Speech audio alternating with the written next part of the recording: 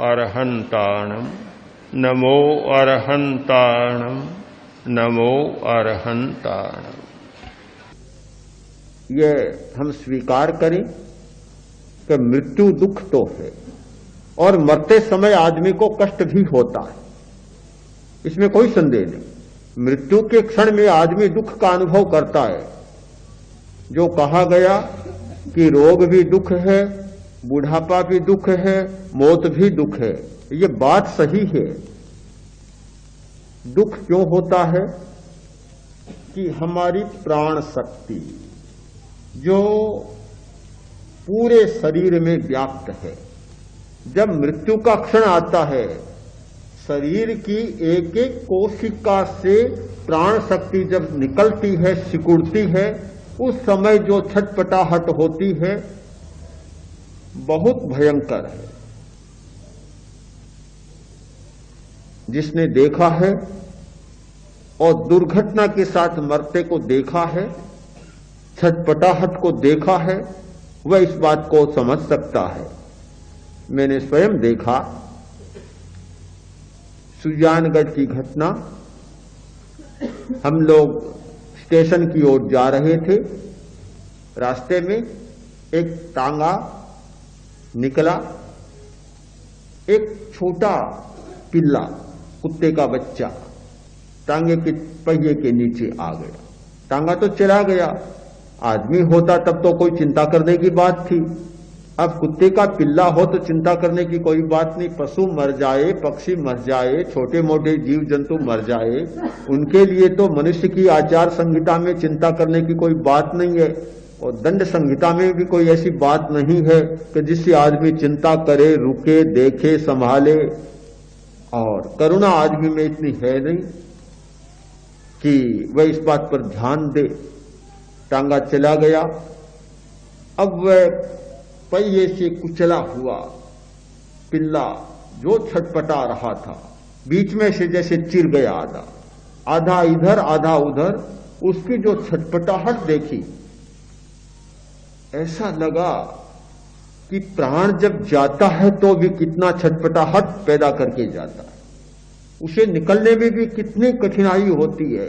इतनी मजबूती से हमारे शरीर में प्राण जमा हुआ है, निकलता है तो एक एक हिस्से को छोड़ने में प्राण को भी कठिनाई होती है और प्राणी को भी कठिनाई होती है, बड़ी छटपटाहट पैदा होती है। केवल मनुष्य में ही नहीं, पशु में ही नहीं, वनस्पति में भी यह स्थिति होती है। हिंदुस्तान के सुप्रसिद्ध वैज्ञानिक जगदीश बसु ने जब वनस्पति के चैतन्य का प्रतिपादन किया और प्रयोग किए, इंग्लैंड में अपने प्रयोगों का जब पहली बार प्रदर्शन किया, उस प्रदर्शन में बहुत वैज्ञानिक थे, बहुत पत्रकार और बहुत बड़े बड़े लोग, प्रबुद्ध लोग थे। प्रयोग के समय जब उन्होंने दिखाया कि एक करमकल्ला, उसे मारा जा रहा और उनका जो डेथ रिकॉर्डर यंत्र सामने पड़ा है, उस पर उसकी रेखाएं खींच रही है। उस यंत्र में जब करमकल्ले के मृत्यु के आवेगों को जॉर्ज बर्नार्ड शाह ने देखा, उन्होंने लिखा है कि ऐसा लगा कि मृत्यु की यंत्रणा में भोग रहा। एक पेरिस के पत्रकार ने बड़े व्यंग भरे स्वर में लिखा कि डॉक्टर बसु के प्रयोगों के बाद अब हमें इस बात पर विचार करना पड़ेगा कि किसी महिला को फूल से चोट पहुंचाएं, आघात पहुंचाएं, तो यह सोचना पड़ेगा कि महिला को चोट ज्यादा लगी या फूल को चोट ज्यादा लगी।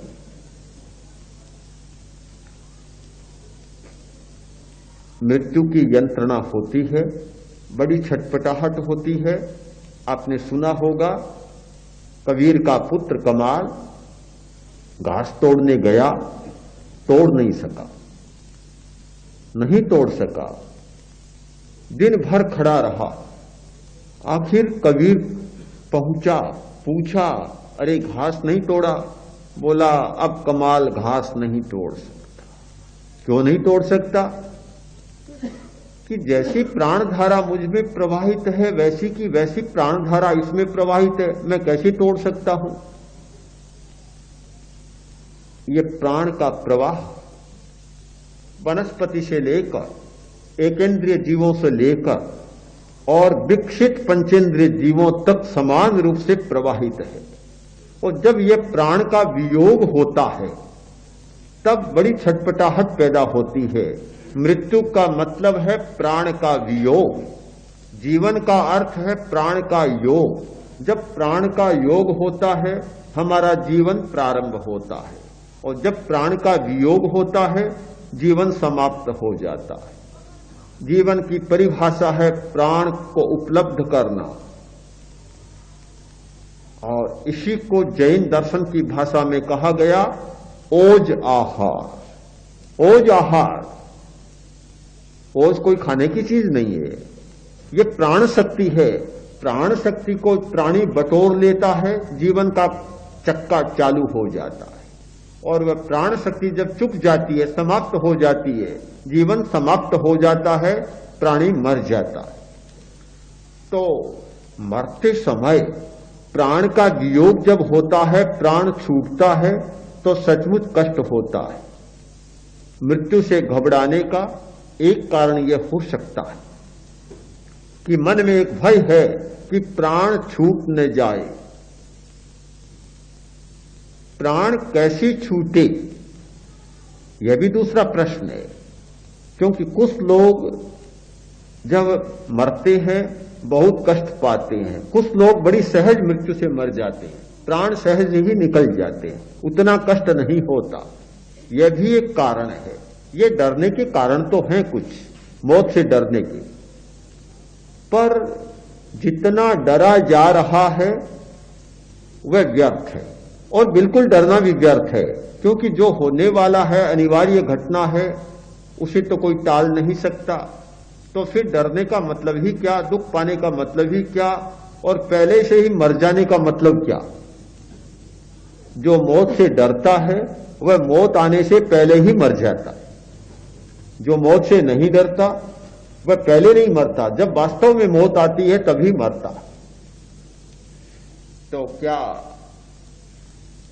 मृत्यु के बारे में हम पुनर्विचार करें और मृत्यु के साथ मैत्री की स्थापना करें, मृत्यु को मित्र बनाएं। हमारे आचार्यों ने बहुत सारे उपाय बताए, बहुत सारी प्रक्रियाएं बतलाई हैं, बड़ा साहित्य लिखा है।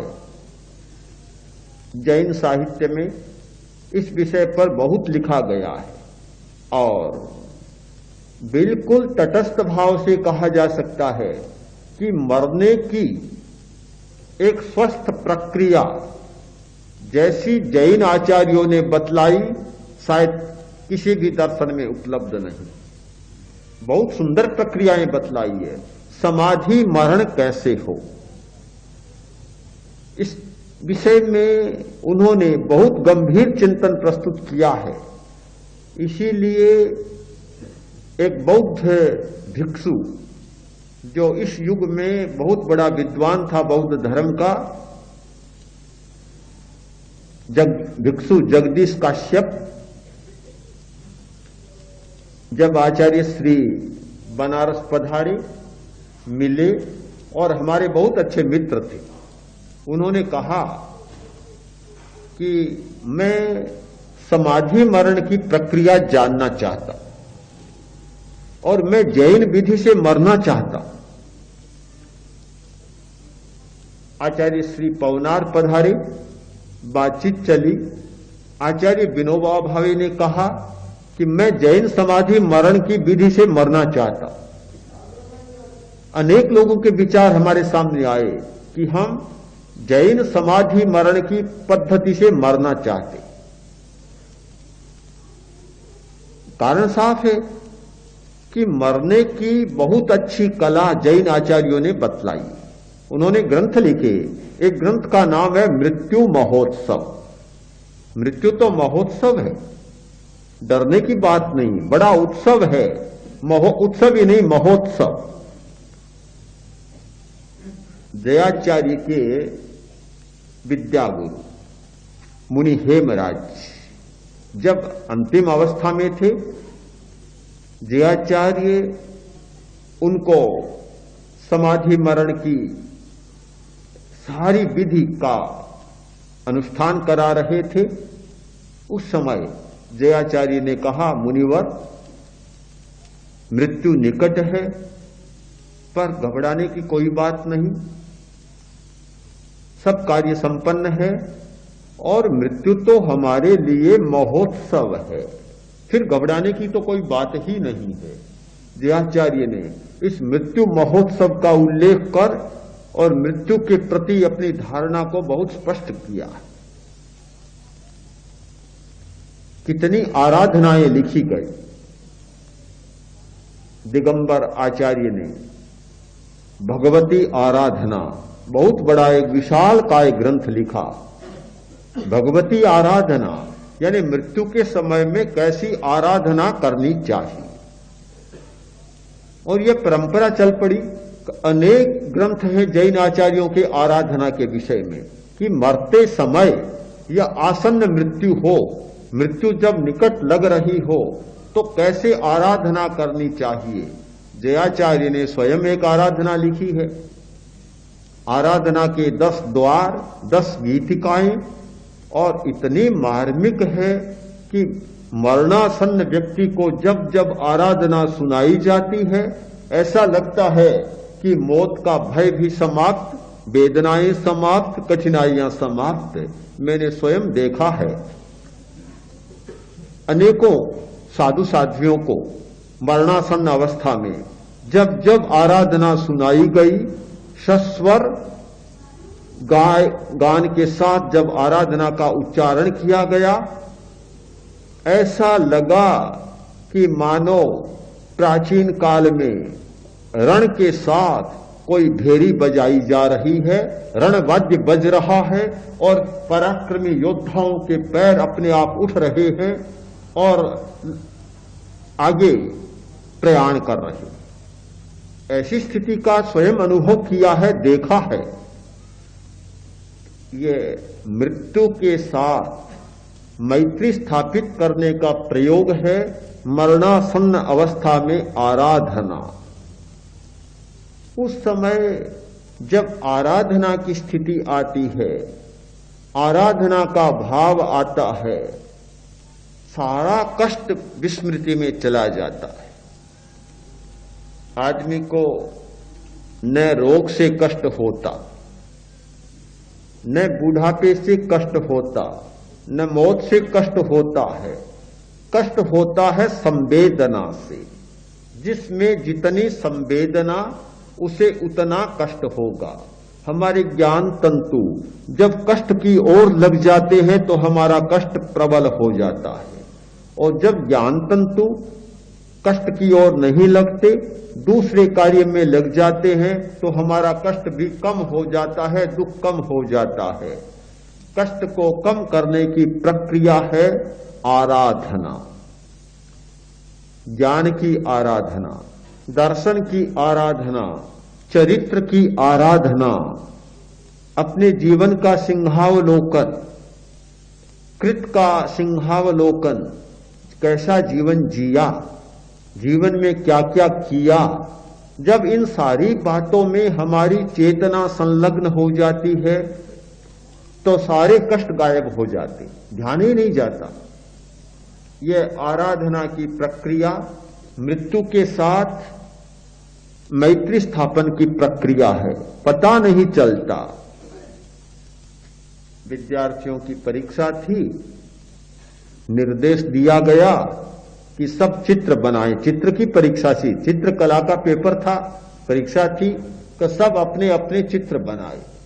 सबने चित्र बनाए और परीक्षक के सामने रख दिए। एक विद्यार्थी ने अपना पेपर रखा तो कुछ भी नहीं, पेपर खाली। तो परीक्षक ने पूछा, अरे तूने चित्र बनाया नहीं? कि सर मैंने बनाया तो था। तो कहां चला गया? यही तो मुसीबत है कि मैंने चुनाव करने में भूल कर दी। मैंने वायुयान का चित्र बनाया था, किंतु इतना सजीव बन गया कि आप तक पहुंचने से पहले ही वह तो उड़ गया। क्या करूं, मेरी भूल हो गई। ये दुख भी उड़ जाता है। ऐसा कोई चित्र बनता है कि पहुंचने से पहले ही आकाश में उड़ जाता, पता नहीं चलता। मृत्यु के साथ मैत्री की स्थापना, मैत्री का प्रयोग जब ध्यान के द्वारा, प्रेक्षा ध्यान के द्वारा ये सारी सच्चाइयां सामने आती है, रोग को भी देखने की क्षमता हमारी पैदा हो जाती है, बूढ़ापे को भी नजदीकी से देखने की क्षमता पैदा हो जाती है, और मौत की प्रेक्षा की क्षमता भी पैदा हो जाती है। जैसे जैसे जीवन में प्रेक्षा का विकास होता है, ये सारे डर मिट जाते हैं और उनके साथ अच्छी से अच्छी गाढ़ी मैत्री स्थापित हो जाती है।